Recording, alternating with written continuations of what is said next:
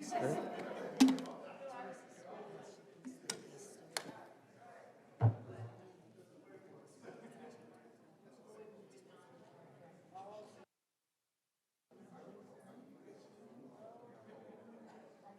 she's up to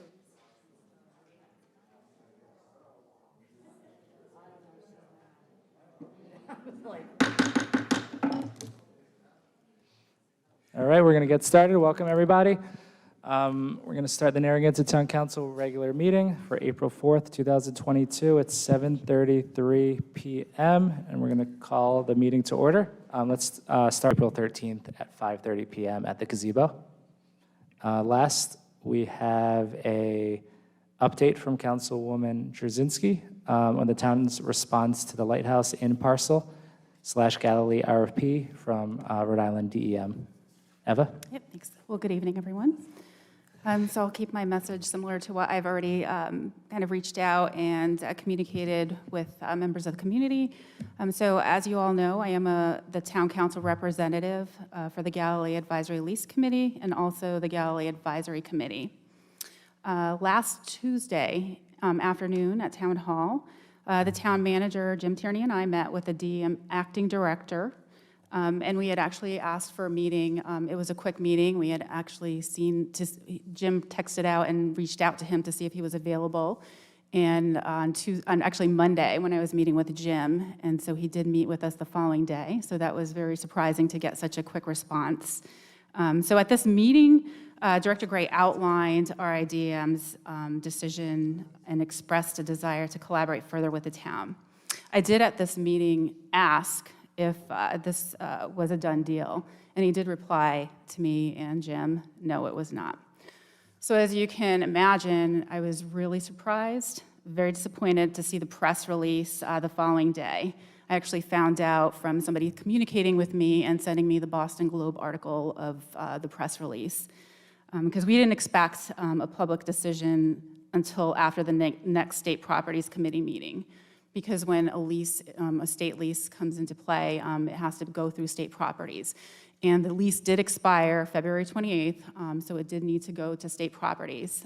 So I did ask what the timeline for that was, and I thought it was going to be imminent. And he did reply saying, no, nothing would happen until the end of May. After all, they're state workers. So I, again, was surprised to see this kind of out in the open. So I'm very disappointed that DEM is going to grant a significant option renewal, despite PRI 10's past breach and intended underutilization of the land. Because as we know, they just want to use it for parking, and that's pretty much what they're proposing. And I'll get into the details of what was discussed in a little bit. So additionally, the town was never contacted to discuss our proposal. And the process lacked transparency. Normally in this RFP process, you're brought to the table, explain your proposal. We hadn't heard from them. I kept on asking Jim to follow up, and they kept on saying, oh, we'll get back to you, we'll get back to you. And I also question the legality and the legitimacy of the RFP process. And I also question RIDM's disregard for our local zoning authority, continuously blatant disrespect. So case law, as we know, dictates that the state must comply with local zoning. The town council and administration will need to discuss any options to remedy this issue and pursue any next steps, and we'll plan on doing that. So to summarize, none of the proposals were selected by DEM. So we had 3 robust proposals. Actually, I don't know if you'd call them robust, but there were 3 proposals that were presented, and there was significant time that was spent by the town to put together this very thoughtful proposal and to not really be contacted and to discuss it. And again, it was just a framework. It wasn't, this is what we're gonna do. It was just showing and utilizing the space and being able to say, this is what this can be. Again, more than parking. And so again, getting back to what else was said, so DEM stated that they will be moving forward to separate parcels from the current lease with PRI 10. So there are 3 parcels. Lot 250 or parcel 250 is the Lighthouse Inn, so that's the front part that we see. And lots 256 and 257 are behind the lighthouse. And obviously, we know that that's being used as a huge parking lot currently. So DEM wants to carve out lot 250 and give PRI 10 a 19-year lease for 256 and 257 for parking, a use that actually requires a special use permit by local zoning. The new lease, as I think and I hope they're following the rules, will have to go to the State Properties Committee for approval. Again, they said most likely the end of May, but I'm going to keep my eyes open because I feel like I can't believe anything I'm being told these days. And then once DEM parcel 250 is freed up from the current lease lessee, DEM stated that they would collaborate with the town developer to develop that land. And then DEM will take on the demolition. So basically, PRI 10 is off the hook, and they do not have to do any demolition of this property that's been an eyesore, and the taxpayers are going to have to pick up the tab for that now. And so also, DEM, when I did ask, because I think the town would be interested in ownership of this parcel, they're not interested in relinquishing ownership. I just feel that the town was not given a seat at the table, and politics as usual played out. And I think that's a belief from a lot of our constituents, and I've been hearing from a lot of people just reaching out to me stating the same. And so I do remain committed to exploring potential for development on this parcel that will enhance the village center and bolster Rhode Island's blue economy, because that's what we really need to focus on. And I am going to make this statement speaking as a constituent and just a voter in general. The RIDM does report to the governor. I just feel that Governor McKee failed this town, and I just still remain hopeful. So again, all eyes should be on our administration, and I hope that the town will take note and vote accordingly after all is said and done. And again, I haven't given up hope, and I hope nobody else has. I think we all know that this has been a big saga, and you know, again, I think we should remain hopeful. I think we should explore options, and I did meet with our town council president, our solicitor, and our town manager, and our community development officer, director, so that we could come up with a plan. So again, I just wanted to update everyone on this DEM proposal, Galilee proposal, and again, I think we should remain hopeful. Thank you. Oh. I'm Elizabeth Delgese. Oh, sorry. At I need 102 glasses. Riverdale Drive now. Oh, I forgot my paper, just one All second. right.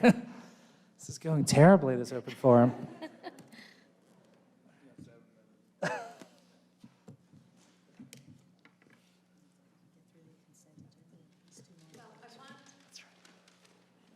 I want to speak in regards to the Galilee redevelopment. I want to thank all that have been participating for the town of Narragansett. However, I will say that I'm not for or against Narragansett developing it. However, it would be nice if we could. I think the town should definitely have a say in what's going to be done with that property, as it is in our town. On Channel 12 tonight, at 5:30, 6 o'clock news, they did mention that the DEM and the Lighthouse Inn had been unused for the last 7 years, and that DEM would like to demolish it and add more public parking. Now, pre-10, I do not feel should receive any lease extensions, especially after what they've done and left that property the way it is. They haven't adhered to their responsibilities. I would like to know, have they been fined for the bad state of existing premises? And if not, why not?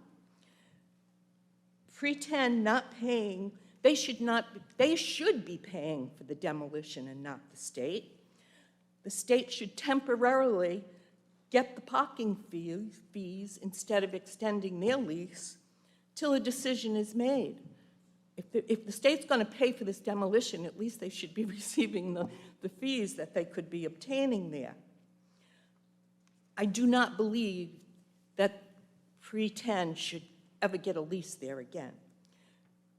The other thing is, where are our Narragansett, State of the Rhode Island representatives and senators for the state of Rhode Island that we have here in Narragansett, such as Miss McEntee, Miss Valverde, Miss Tanzi, Miss DeMario? I don't know if they've had much involvement in this, but I think we should be getting them to get involved with us, because they do represent Narragansett. And we taxpayers need answers to these questions. So I really hope that you continue to pursue this, and I think the whole state needs to be involved, not just the town of Narragansett. Thank you. All right, thank you. So, Elizabeth, I just wanted to comment. The representatives have been involved, just so you know, they have been working on it. Teresa Tianti's not here tonight because it was her daughter's birthday, but they have been involved all along the way and continue to be involved. Well, do you think they could get some appointments with the governor or get more activity going for us instead of We'll see. All right, is there anyone else? Yep, in the back, Mr. Oh, Catanzaro, right. Ron. Catanzaro, 17 Atlantic Ave. And thank you for spearheading this. What you've told us about Galilee right now is disappointing, although it's Rhode Island, so it's not what you know, it's who you know. But I think that the town should take the opportunity to sue the DEM whatever way we can, and I think any local ordinances or committees or certifications or anything that they need that have to come through the town, we should dig our heels in, we should make a lot of noise about it, and we should be very vocal as a town about it, because if we don't, a 20-year window starts again, and we got to look at it again for another 20 years. This is the time we're going to have to get tough. We're going to have to do things that might make a few people uncomfortable. We might have to get some of these representatives who people think they're involved when they read an email. You know what I mean? You need to put skin in the game, and I don't know how much these people that are representing us at the General Assembly are putting skin in the game, so to speak, and helping. But hopefully we can get them to help us more. But I think we should not let this opportunity go by, because then we're stuck for 20 years with what's left. All right, thank you, Ron. All right, we have a couple minutes before public hearing. Is there anybody else? Okay. All right, so we'll just pause for 2 minutes, and we'll start our public hearing momentarily.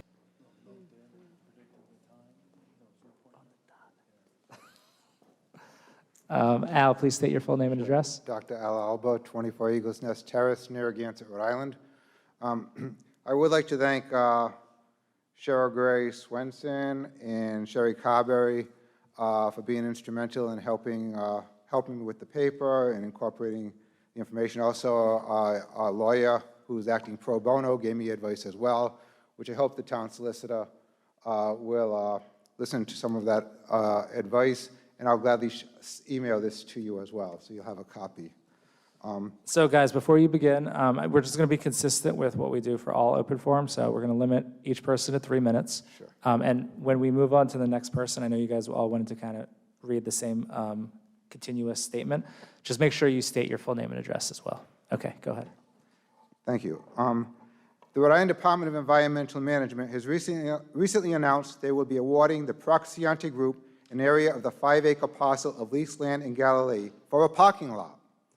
It is important that the town of Narragansett, the RA Attorney General's office, and the governor step in and tell the State Properties Committee and the RIDM that they cannot award the lease to Procaccianti without it going out for bid.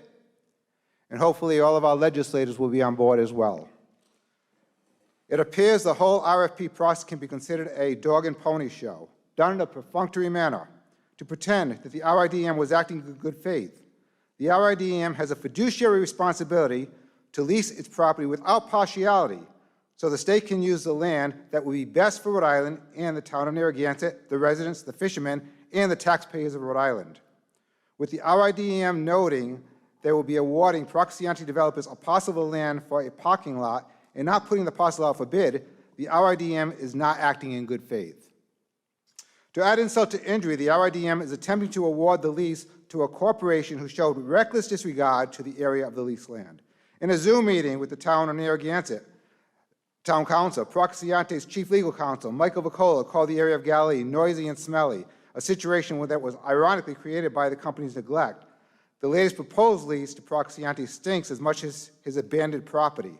Who in their right mind will award a new lease to the same person who trashed their property with the previous lease?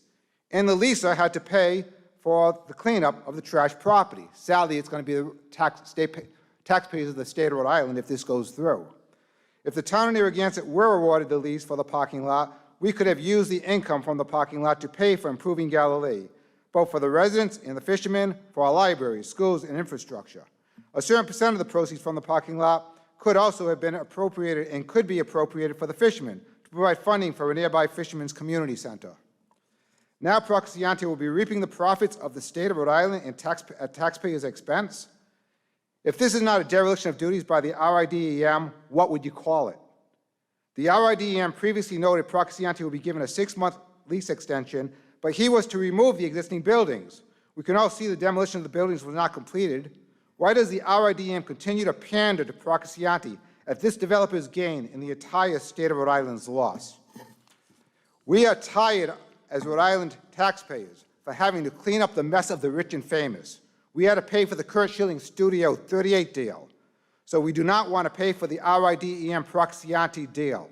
Enough is enough. Thank you. All right, Sherry, please state your full name and address. Sherry Carberry, 6 Teal Pond Road, and I'm Thank a you. member of the Board of Friends of Galilee. In conclusion, we recommend and urge the town of Narragansett take the following steps. 1, the town solicitor should apply to the Washington County Superior Court for a temporary restraining order based on a verified complaint that immediate and irreparable injury, loss, or damage will result to the town if RIDEM awards Procaccianti its lease. The state now must pay to demolish his abandoned properties. 2, the town of Narragansett should request through the APRA, Freedom of Information Act, that they see all the records of the minutes from the meetings involving the review of the RFP and those responsible for awarding the lease to Procaccianti. 3, contact the Rhode Island Attorney General Office again to issue a cease and desist order to prevent the Rhode Island DEM from granting a lease to Procaccianti. The Rhode Island DEM has violated their fiduciary relationship by awarding a lease without having the lease going out for bid. 4, have the Rhode Island DEM be investigated for gross malfeasance, as the RIDEM has allowed Procaccianti developers to trash the state property that was being leased out without penalty. Currently, rather than charging Procaccianti with gross neglect, Rhode Island DEM is having taxpayers pay to clean up the abandoned building. Rhode Island DEM has previously allocated parcels of land that were zoned for fisheries to be used as parking lots. These zoned lots should be dedicated to the fishing industry, such as the construction of a lodging/community center, allocated for mending nets and other duties, and have designated parking exclusively for the fishermen. Such reckless behaviors by the Rhode Island DEM cannot be considered ethical by anyone nor any state agency unless they are unscrupulous. 5, the state and town of Narragansett must tell the State Properties Committee they cannot approve the lease to Procaccianti for a parking lot, as the Rhode Island DEM has failed to negotiate with the town of Narragansett and other bidders for the area of land in good faith. 6, if all else fails, the town of Narragansett Zoning Board should refuse to grant a special use permit for the parking lot area as the lease was obtained due to gross mismanagement of the Rhode Island DEM. It takes the entire state to save our village of Galilee. May we still have hope in Rhode Island, as our state motto has not changed. Thank you. Hi, I'm Cheryl Grace Wenson, 70 Inez Street, Narragansett. Great, thank you. It's come to my attention that Governor McKee has proposed a $46 million infrastructure investment for fiscal year 2023 for aiming to extend the life of the Port of Galilee for decades. Some of the questions we have are, how will this money be appropriated? Will it be used to help the fishermen? Some of the suggestions we've got is possibly a community center, whoa, that didn't come out right. Community center, temporary housing, parking for fishermen only with an access key, improvement in the water supply, new bulkheads, docks, sidewalks, electrical updates, and an area for mending nets, which have been taken over by parking lots. You may wonder why I'm here. The reason I'm here is because I'm from a fishing family dating back to the 1960s, and I have a special place in my heart for the Galilee, the Port of Galilee, and all who ever worked there, died there, are still doing it, and those in the future. And I want to make it a better place for our fishermen. My personal story is sad. My father was a fisherman, my uncle was a fisherman, my brother was a fisherman. He started lumping at 14, and it got in his blood right away, and he became a fisherman. He became a captain. He got his captain's license. He built a boat in my mother's yard. He named it Small Time. It was a one-man operation. And then the DEM cut the quota in half, and he wasn't able to make a living anymore, but he did go on to build another boat, and he kept that boat for a few years, and then he sunk into a deep depression because he couldn't make ends meet. He did not get the help he needed, and there was nothing available in the point to help him. He became homeless, wandering the streets, and on August 17th, 2019, they found his body floating in Jerusalem. He had been trying to get on a boat to sleep, and he bumped his head and he fell in the water, and because he hit his head, he passed out, he drowned. That was in Point Judith, and they found his body in Jerusalem. Many people know me as the Rock Lady. I've been painting rocks for the fishermen lost at sea for a couple of years. And somebody earlier mentioned the South County Museum. The exhibit to the fishermen's exhibit is aligned with rocks that I've done. I've done them for everyone that's on that memorial, and I've done them for many, many others because I love Point Judith. I love the people down there. I know how hard they work, and I know how much they sacrifice to do what they do so we can have fresh seafood. So whatever I can do to help it get better down there and not just be a parking lot, I will do it. Thank you. Thank you.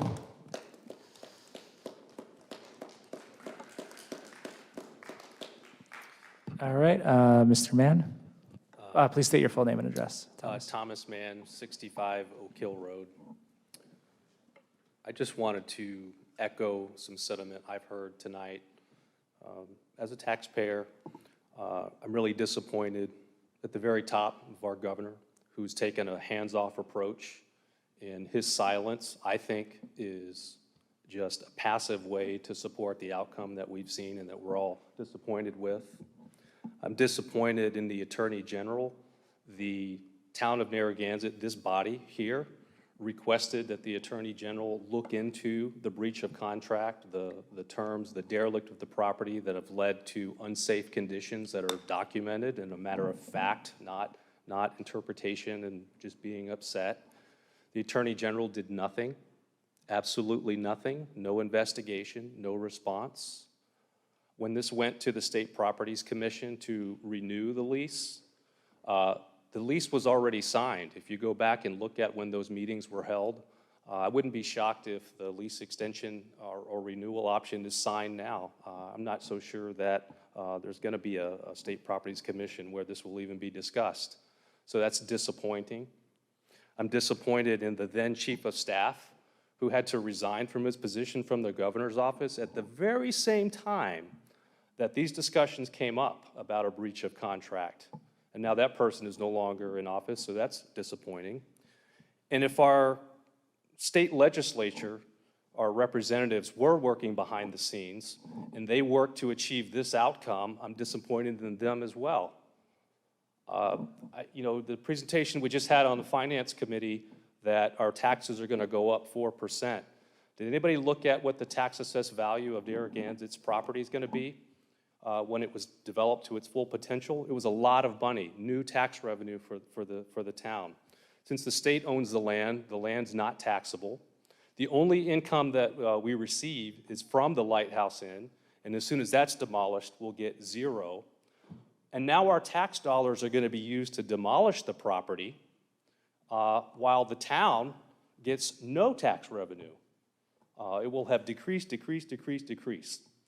And I think we have to fight. You all have to fight. You're in a position to do something about this. The town can do something. Our enforcement can do something. We're the authority having jurisdiction, the fire department. Where's the fire department? There's unsafe conditions. There's blight. Where's our building inspector? Why aren't we doing anything about it? Everybody's just been passively sitting on their hands, collectively, and it's put us in this position. So yes, we didn't win it, and maybe the town won't be a developer, but we could at least hold PRIX accountable. We could hold the state accountable and get the right outcome for this town. Thank you. All right, thank you. All right, is there anyone else from the public interested in speaking in public comment? Okay, all right, we're going to close that portion of the meeting and move on to the consent agenda. Are there any items from consent that any council member